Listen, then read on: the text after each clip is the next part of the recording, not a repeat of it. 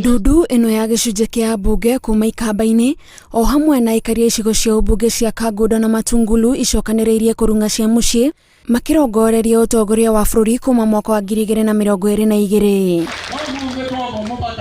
no na thengia wa gicigo giki gukorwo na atongoria aingi aria manireire matanya ma gukahuranira giturwa kia president mwaka wa 2022.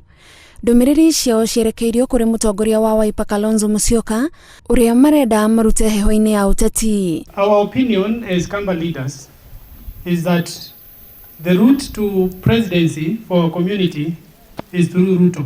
The year 2022 hatutaki kupoteza kura yeyote ya Mkamba.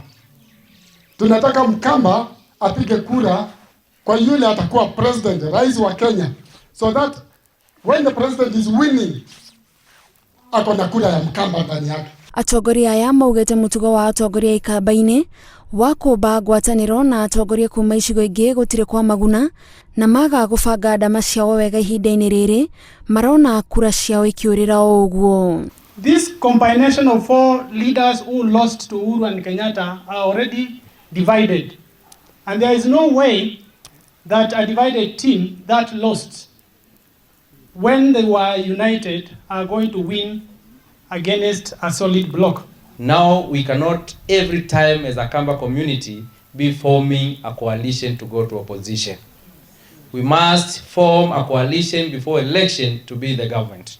Kaka Pikendi, kwa omba utaambaza dynasties no. Tunamuomba Mheshimiwa Kalonzo akuje kwa kambi ya Ruto achukue kiti moja katika hizo, ndio Kenya isonge mbele. Ihinda-ini riu atongoria aya ni morite minister wa ugima wa mwiri Mutahi Kagwe atige wira niguo uthuthuria wigie ungumania wa mbeca cia COVID-19 wabiorike. If Kagwe does not step down, I will initiate a motion of impeachment of Minister Kagwe. Atongoria aya maugite kwahota kuonekana ta kuri na atongoria amwe marendererwo tondu kuri na minister amwe maikirio nja ni undu wa riboti cia ungumania o uthuthuria ugithiaga na mbere.